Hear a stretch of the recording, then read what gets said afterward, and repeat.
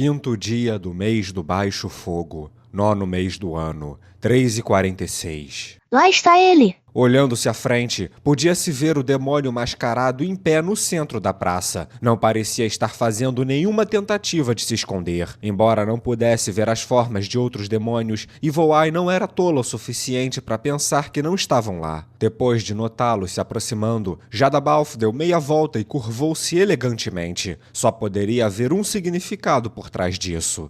É uma armadilha. O que faremos, Momon-sama? Não importa o que seja, vamos destruir seja lá o que for. É isso aí. A voz de Momon não tinha mais a seriedade e os floreios habituais, provavelmente porque viajar juntos os tinha tornado mais íntimos. Com isso em mente, Evil Eye também começou a mudar sua maneira para uma mais casual de falar. Se ela continuasse escondendo seu verdadeiro eu, eles se cansariam um do outro rapidamente quando fossem ao encontro. Então, mesmo que ainda fosse muito cedo para se abrirem completamente, tomar um tom mais casual de conversa provavelmente era uma boa ideia. Bom, pelo menos segundo as conclusões de Evil Eye. Parece que chegamos bem na hora. De trás deles, o som de tambores e gritos de batalha ressoavam. A fim de garantir que Momon pudesse lutar contra Jadabalf no 1 a 1, as tropas começariam seu ataque. Esta foi a única chance que eles tiveram. Como tal, não havia outro meio de salvar a capital senão derrotando Jadabalf. Parece que sim. Então acho que é hora da batalha final. Momon-sama, eu e Nabi vamos cuidar dos outros inimigos. Você deve focar toda a sua atenção na luta contra Jadabal. Entendido. Nesse caso, já que veio tão longe por mim, quando eu derrotar o Jadabalf, espero que juntos possamos retornar triunfantes. Nabi, por favor, trabalhe com ela. Espero que nós três retornemos juntos. Entendido, Momon-san. Os três aterrissaram na frente de Jadabalf. Evil Eye olhou em volta e de uma casa no lado da praça apareceu uma empregada. Ela usava uma máscara como da última vez que ela a viu, com uma expressão fixa no rosto, mas Evil Eye podia sentir o ódio dirigido a ela. Deve haver mais delas por aqui. Jadabalf já sabia quem era mais forte entre ela e a empregada inseto, mas agora o seu lado também tinha Nabi, uma usuária de magia que era equiparável a ela. Então não havia como Jadabalf dar as caras sem o auxílio de ajudantes. Estaria ele planejando inundá-las com demônios, ou havia outro subordinado de um nível comparável esperando nos bastidores? Ambas as possibilidades faziam Evil Eye suar frio. Além daquela empregada, mais pessoas com máscaras semelhantes à dela apareceram. Todas elas usavam uniformes estranhos de empregada e Evil Eye começou a contar os números delas. Mais 4 delas? Havia um total de 5 pessoas com um poder de luta comparável ao dela. 2 contra 5 seria uma grande diferença de poder. A batalha parecia invencível desde o início. Droga, eu subestimei as forças do Jadabal. Se isso acontecesse, elas seriam subjugadas pelos números absolutos. Logo, as empregadas ociosas iriam interferir no duelo de Momon e Jadabalf. Em uma batalha equilibrada, até mesmo um pouco de apoio poderia fazer uma grande diferença entre a vitória e a derrota, assim como foi visto na batalha contra a empregada inseto. Vou deixar essas 5 com vocês. Dizendo isso, Momon agarrou suas espadas firmes nas mãos, caminhando naturalmente em direção a Jadabalf. Quando as costas dele iam diminuindo na distância, o coração de Evil Eye se encheu de tristeza. Se ao menos ela pudesse se afagar naquela capa vermelha ondulante, isso limparia todo o seu desconforto e frustração. Evil Eye repreendeu a parte de si mesma que queria estender a mão e o chamar. Ela tinha originalmente vindo aqui com a determinação de quem estava preparado para morrer. Mesmo que suas adversárias fossem mais fortes do que o esperado, ela não poderia fazer nada tão vergonhoso quanto implorar por ajuda. E as palavras de Momon claramente foram um sinal do quanto ele confiava nela. Um homem como ele nunca seria insensível ou cruel. Analisando o significado oculto de suas palavras, ele definitivamente tinha dito algo nas entrelinhas. Algo como, se Evil Eye e Nabi trabalharem juntas, elas definitivamente serão capazes de conter o inimigo até o ganhar. Ou algo parecido. Um fogo ardia de dentro das profundezas do coração de Evil Eye. Bem, aqui vou eu Demônio. Momon rugiu e atacou Jadabalf. Uma batalha feroz começou. A fim de impedir que as outras duas fossem atraídas, Momon pressionou Jadabalf, forçando-o a se afastar lentamente. Então eu cuido daquelas 3 e você fica com aquelas 2. Que tal? Tem certeza? Eu não me importo se forem 3. Nabi sorriu. Você fica com as 2, eu com as 3. Ivoai sentiu que compreendia melhor a personalidade de Nabi e então sorriu. Para ser mais preciso, a impressão de Ivoai sobre Nabi como uma rival estava melhorando. Era como uma maga de suporte que poderia ficar ao lado de Momon. Que pena. Se fosse só o Momon e a Nabi-san aqui, eu poderia simplesmente cheirar o meu anel e revelar minha verdadeira forma. Bem, primeiro eu preciso voltar viva. Ivoai então falou em voz alta. Você é bem convencida, hein? Mas tudo bem, eu entendo. Vou cuidar dessas 2 rapidamente e depois irei ajudá-la. Lute como se sua vida dependesse... O quê? O que foi? Ivoai de repente teve a sensação de que todas as presentes, todas as 5 empregadas e Narberal inclusas, estavam encarando ela de uma forma estranha. Algo parecia fora do lugar, como se já tivessem planejado tudo antecipadamente. Não é nada. Depois daquela resposta fria, Nabi deu o primeiro passo para frente. Então, embora eu tenha dito que lidaria com 3, nossas oponentes serão quem elas desejarem. As que vieram para a frente foram a empregada inseto, a empregada de tranças duplas e a empregada de cabelo cacheado. As que ficaram para a Ivoai foram a empregada com um coque no cabelo e a empregada de longos cabelos cor de cobre. Eu me chamo Alpha e ela é Delta.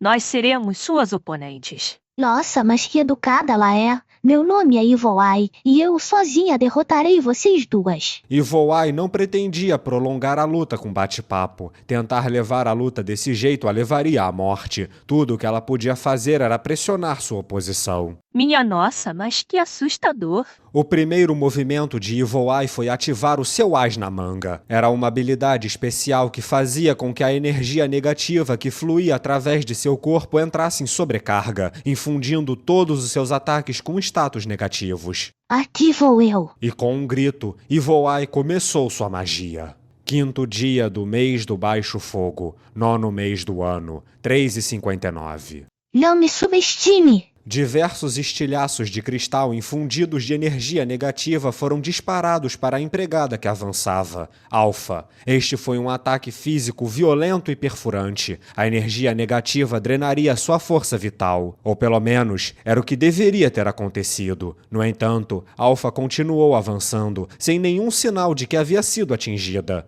Ivoai ascendeu para o céu. O combate próximo era uma péssima ideia para uma usuária de magia arcana. Colocar mais distância entre elas aumentaria suas chances de vitória. Quando ela flutuou para o céu, algo passou diante de seus olhos. Deve ter sido um ataque defletido pelo seu escudo de cristal, mas ao mesmo tempo, a luz cintilante envolvendo seu corpo começou a escurecer rapidamente. Embora pudesse neutralizar ataques razoavelmente poderosos, ela teria sorte se as únicas coisas que jogassem nela fossem coisas que o seu escudo de cristal poderia negar por si só. O escudo de cristal só seria eficaz contra ataques abaixo de um certo nível, e era completamente inútil para qualquer coisa acima disso. Isso de novo? A empregada na retaguarda, Delta, usava uma arma de longo alcance. Ela tinha disparado contra Ivoai sempre que ela alçava voo. Aprimorando seu espírito de luta, Alpha atacou Ivoai, e isso a fez estalar a língua. Normalmente, Ivoai nem mesmo levaria a sério qualquer um que a atacasse com os punhos vazios, mas isso era apenas a arrogância que ela sentia pelos seres insignificantes que estavam abaixo dela. Ela aprendeu rapidamente depois de lutar com Alpha. Sua rival era realmente uma oponente temível. Toda vez que tentava abrir uma brecha entre elas, sua oponente viria pressionando-a várias vezes mais rápido que ela. Se fizesse um golpe direto sem a proteção de sua barreira, ela seria destruída em poucos segundos. Se ainda estivesse com Gagarin e Tia, ela não teria sido tão descuidada. Em sua situação atual, Ivoai sentia como se estivesse andando em uma corda bamba. A coisa mais aterrorizante era a coordenação impecável da dupla que ela enfrentava. O trabalho em equipe poderia aumentar e muito o poder de luta dos aventureiros, e nesse momento, as duas estavam dando a ela uma lição enorme de como trabalhar em cooperação. Mas que merda! Como esses demônios conseguem trabalhar tão bem juntos? Que inferno!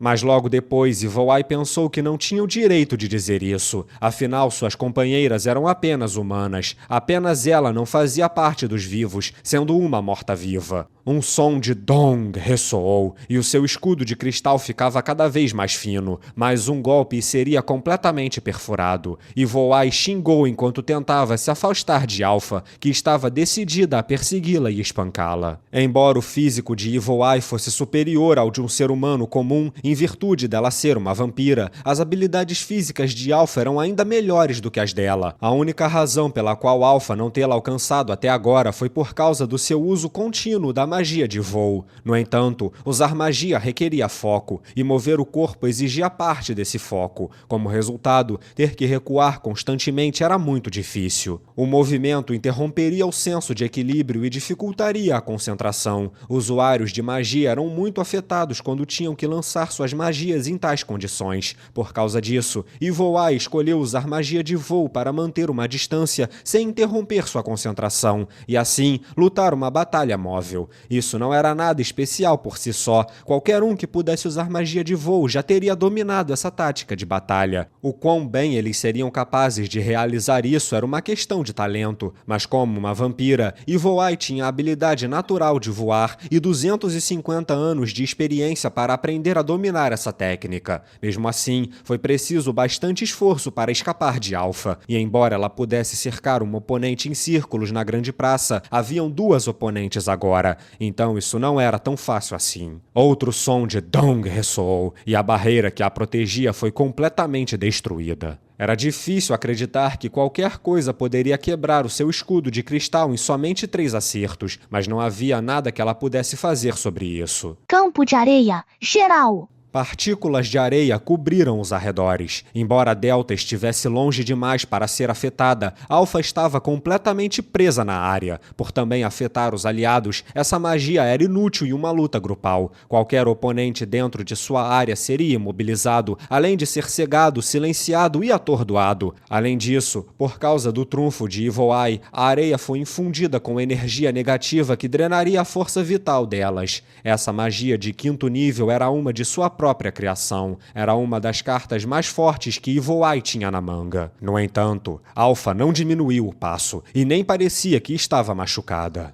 Mas como? Parecia que Alpha era imune tanto à energia negativa quanto a efeitos de imobilização. Você merece elogios por isso. Parece que tem resistência a tudo. A resposta de Alpha ao comentário de Ivoai foi virar um borrão diante de seus olhos, como se tivesse realizado um teletransporte de curto alcance. Ela então se materializou na frente de Ivoai e a atingiu no rosto. Sua máscara rachou com um som ríspido quando Ivoai foi arremessada para longe. Ela caiu quicando no chão algumas vezes antes de conseguir se recuperar, balançando a cabeça de uma forma confusa. Parede de cristal. O punho de Alpha colidiu com a parede de cristal que se materializou em poucos instantes, produzindo um estrondo trovejante. Rachaduras se espalharam por onde Alpha havia chutado, como se tivesse sido atingido por uma bola de demolição. Outro dong foi ouvido, e quando o pé de Alpha se apoiou no chão, ela transferiu sua força interior para as rachaduras na parede de cristal de Ivoai, que desmoronou diante de seus olhos. Isso foi um fagim? Nesse momento, enquanto tentava ganhar alguma distância usando a magia de voo, Ivoai sentiu um grande tremor percorrer a terra. Ela não sabia de onde vinha, mas seu instinto lhe dizia que eram os tremores da batalha entre aqueles dois. Eles ainda estão lutando. A batalha deve ter finalmente chegado ao clímax, então eu tenho que comprar mais tempo. Ao dizer isso, Ivoai atacou Alpha. Ela só precisava comprar um pouco mais de tempo. Preciso levar essa luta para mais longe. Com isso em mente, Ivoai se preparou totalmente para a morte e realizou uma investida suicida. As mãos de Alpha estavam se movendo em círculos em preparação para receber Ivoai. Ela ficou firme, como uma fortaleza invulnerável, mas mesmo vendo isso, Ivoai não parou. 5º dia do mês do Baixo Fogo, 9º mês do ano, 3:53. Enquanto lutavam, Ainz e Jadabalf se chocaram contra uma casa. A porta se quebrou quando Ainz pressionou Jadabalf para dentro, espalhando detritos por toda parte. O interior estava escuro e entulhado, e era inadequado para Ainz manejar sua espada. Ignorando Jadabalf, Ainz levantou-se e andou normalmente. Jadabalf levantou-se também e o seguiu. Eles entraram em outra sala, que que tinha uma pequena mesa, 2 cadeiras e Marius aguardando quieto em um canto.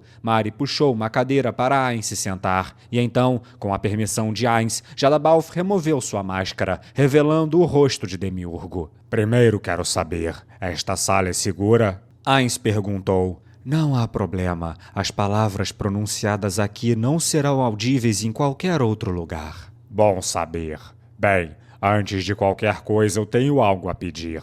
Não machuque os guardas que eu encontrei quando vim pra cá. Eu sei que aqui é razoavelmente distante de Erantel, mas ajudar pessoas em perigo é uma boa publicidade. Sim, senhor. É aceitável que eu transmita essas ordens por telepatia? Vá em frente. Enquanto isso, conte-me sobre o seu plano. Mesmo que Demiurgo já tivesse explicado o plano para Narberal através da magia de mensagem, ela ainda não havia dito nada para Ainz. Ele foi forçado a permanecer em silêncio e não expressar seu descontentamento a fim de garantir que o plano não fosse arruinado, mas em seu coração ele estava muito aflito com isso. Muito bem. Esta operação tem 4 objetivos principais.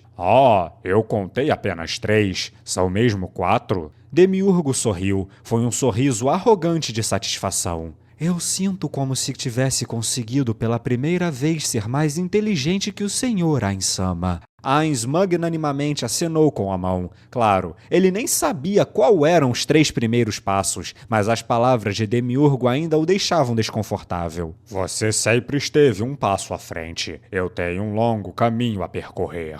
Como você pode dizer algo assim, mestre? Na verdade, a humildade do senhor não conhece limites. Não, na verdade eu...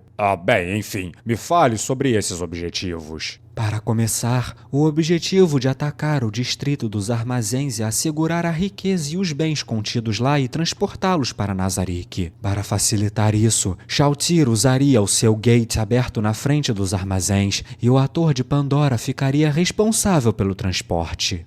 É mesmo um objetivo muito lucrativo. Ainz silenciosamente elogiou Demiurgo do fundo de seu coração. Perder uma quantia considerável de sua riqueza tornaria a vida na capital real bem mais difícil no futuro. Mas nesse momento, Ainz não tinha como saber disso. Agora, tudo o que ele sentia foi um grande alívio agora que o problema base foi resolvido. O segundo objetivo é encobrir o nosso envolvimento nos ataques aos esconderijos da 8 Dedos. Como o senhor deve saber, um ataque direto ao esconderijo da 8 Dedos despertaria suspeitas. Se não tivermos sorte, podemos até mesmo levar à exposição de Sebas e seus contatos. Como tal, expandimos a área de operações para fazer com que os outros pensem que nossos verdadeiros objetivos estão em outro lugar. Em outras palavras, eles estavam usando galhos já cortados para se camuflar na floresta. Mas você pode fazer isso? O que vai usar para convencê-los de que tinha outro objetivo? Por favor, dê uma olhada nisso. Demiurgo gesticulou e Mari trouxe uma sacola. Quando ele abriu, havia uma estátua de um demônio dentro dela. Cada um dos 6 braços do demônio segurava um tipo diferente de joia. Uma luz estranha e pulsante irradiava de dentro de cada uma. Estas joias estão imbuídas com a magia conhecida como Armagedon Maligno. A magia de 10º nível, Armagedon Maligno, invocava um exército de demônios. Embora pudesse convocar uma enorme quantidade de tropas, cada demônio individualmente não era muito poderoso, e se anjos eram difíceis de controlar, os demônios eram ainda piores, com uma grande tendência de sair do controle nos piores momentos possíveis, tornando-se uma magia muito difícil de usar. Normalmente, o uso dessa magia capitalizava no fato de que os demônios convocados não eram aliados por padrão, para que eles pudessem servir como sacrifícios vivos em certos rituais e habilidades. Muito parecido com o modo como Shalltear usava sua lança Spilts para matar seus próprios lacaios convocados, esta magia existia para um propósito bem similar. Embora este item tenha sido criado por Hubert-sama, acho que seria melhor utilizado aqui. Do ponto de vista desse mundo, fazia sentido que um item como esse atraísse a atenção de Jadabalf. Ainz então lembrou do passado, sobre seu amigo chamado Hubert, quando o poder da guilda estava em seu auge. Originalmente, havia um item de classe mundial que poderia trazer um número ilimitado de demônios que eventualmente consumiriam o mundo inteiro. Embora causasse um enorme distúrbio, Hubert ficou muito feliz quando ouviu falar sobre esse item e se esforçou para criar um item para imitá-lo, mas quando o item não conseguiu conjurar 6 magias de uma só vez, ele perdeu o interesse e desistiu. Era claro que Demiurgo estava relutante em desistir de uma posse como essa, isso porque era uma relíquia de seu criador. Ainz colocou a mão em uma dimensão de bolso e retirou um item. Demiurgo, não há necessidade de usar isso. Use isso como substituto. O dispositivo que Ainz retirou parecia semelhante ao demônio que Demiurgo havia preparado. No entanto, suas mãos só seguravam 3 gemas e elas pareciam mais grosseiras em geral. Este também é um item feito pelo Hubert-san. É apenas um protótipo que ele queria se desfazer, mas eu pensei que seria um desperdício e o mantive comigo. Que tal usar isso em vez desse? Mas como? Como eu poderia gastar seus tesouros em meus próprios esquemas, Ainz-sama? É assim que você vê essa situação? Muito bem. Demiurgo, então agora isso é seu. Use como achar melhor. No entanto, não acha que o Hubert-san pode ficar envergonhado se seu experimento ficar vagando por aí? Mas isso... Como posso expressar minha gratidão ao senhor por me presentear com um item tão magnífico? Demiurgo levantou-se da cadeira e se ajoelhou no chão. Mari, vendo isso, também ajoelhou-se imediatamente ao seu lado. Também não é para tanto, Demiurgo. Você não tem outras coisas para fazer?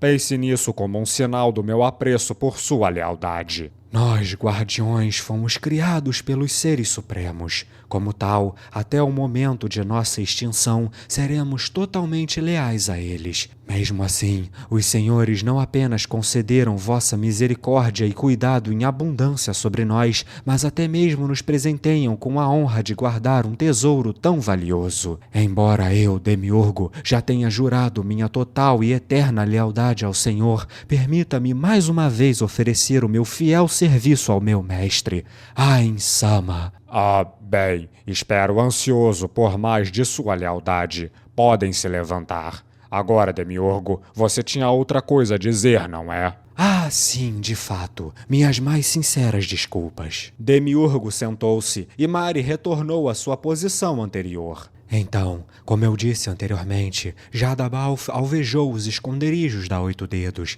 e então passou a tomar o controle do distrito dos armazéns do reino. A apropriação dos recursos dos armazéns também era um objetivo. Naturalmente, este dispositivo criado pelo Hubert-sama será encontrado em um dos cofres dos esconderijos. Isso está claro agora. E quanto ao terceiro objetivo? Sim, eu já transportei aproximadamente metade dos humanos dentro da muralha de fogo para Nazarick. Há muitos usos que eles podem ter e a culpa por isso vai cair diretamente no demônio Jadabalf. Então era isso que ele estava fazendo, Ainz pensou, mas ele ainda tinha algumas perguntas. Havia algum benefício em deixar a vilania de Jadabalf crescer? Em vez de inventar a persona de Jadabalf, não teria sido melhor deixar que algum outro demônio o fizesse? Então você pretende construir a infâmia dessa persona, é isso? Precisamente. A intenção é colocar Jadabalf no trono do Rei Demônio. Agora eu entendo. Realizar um dos meus pedidos faz parte do seu plano? Ainz olhou para Demiurgo, que estava se curvando para reconhecer que esse realmente era o caso. Ele se lembrou da ordem que havia dado. Ele distribuiu várias, e uma delas foi dar origem a um Rei Demônio. Tudo isso é em prol do quarto objetivo, que é usar este incidente como campo de teste para nossas futuras ações no Reino Sacro. Naquele momento, Ainz entendeu. Ele deu voz à pergunta que estava em sua mente. A propósito, os demônios foram convocados de Nazarick? Como eu poderia? Jamais ousaria fazer tal coisa sem informá-lo, sem ter a permissão para fazê-lo, Ainz-sama. Dado que eu confiei essa tarefa a você e recebeu permissão de Albedo, eu pensei que teria usado as forças de Nazarick. Não, meu senhor. Aqueles eram meramente asseclas conjurados pelos lordes malignos. Depois de um dia, eles podem ser conjurados novamente. A perda líquida para Nazarick é de 0. Faz sentido. Por isso não reconheci alguns deles. Não que isso importe agora. Então, outra pergunta que eu tenho. Você disse que enviou todos os humanos daqui para Nazarick. Isso foi independentemente de sexo e idade, correto? Ainz ficou um pouco aborrecido pela forma como Demiurgo respondeu afirmativamente de uma maneira tão casual. Humanos eram irrelevantes. Mesmo que Ainz já tenha sido um humano, esse corpo de agora não sentia nenhuma simpatia ou proximidade por eles. Era como se fossem uma outra espécie totalmente irrelevante, da qual ele pudesse simplesmente erradicar sua empatia. Ele mataria qualquer número de humanos para o benefício da grande tumba de Nazarick. Mesmo assim, matar crianças ainda o incomodava. Este era um vestígio do homem que Suzuki Satoru tinha sido. Ainz respirou fundo, apesar de não ter pulmões, e então exalou pesadamente. Demiurgo, aqueles que não tiverem ofendido a mim ou a grande tumba de Nazarick podem ter uma morte rápida e indolor. Demiurgo fez uma profunda reverência sem dizer uma palavra. A prioridade de Ainz Ongom era garantir a estabilidade e lealdade de seus subordinados. Como eles haviam levado as crianças, libertá-las com segurança era basicamente deixar que os detalhes de Nazarick escapassem com elas. Embora fosse possível transformá-las em fanáticas servilmente leais a Nazarick,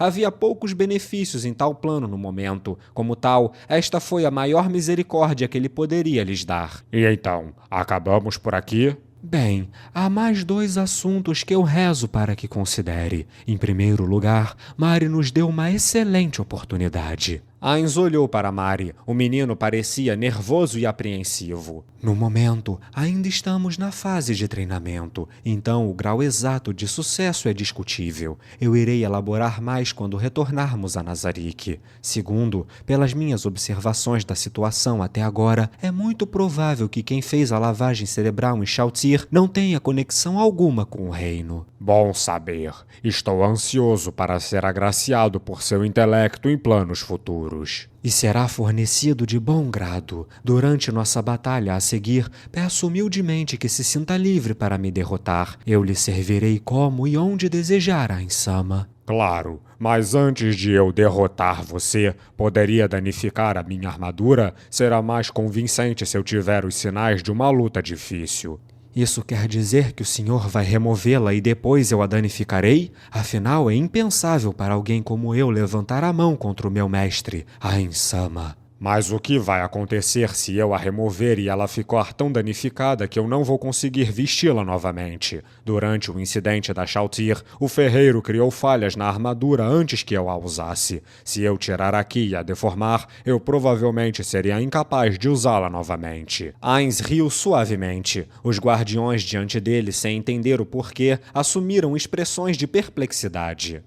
Ainz-sama, essa armadura não é feita por magia? Não exatamente. Esta em particular não foi criada a partir da magia. Eu entendo por que você pensa assim, dado que eu sou um usuário de magia usando algo assim tão naturalmente. Mas na verdade, eu usei uma magia de transformação em guerreiro. E durante o intervalo antes de viajarmos para a capital, me comuniquei com a Albedo e me equipei com essa armadura. E parece que foi a escolha certa. Sustentar uma magia de transformação junto com outras magias reduziria as taxas de recuperação de mana, a drenando até a última gota. Mesmo que ele pudesse dissipar a transformação para usar magia se houvesse uma emergência, ele ficaria desprotegido, já que sua mana estaria zerada. Com isso em mente, estar lidando com as coisas assim fazia muito sentido. Sem isso, a primeira batalha com Demiurgo poderia ter sido muito mais problemática. Os olhos já estreitos de Demiurgo se estreitaram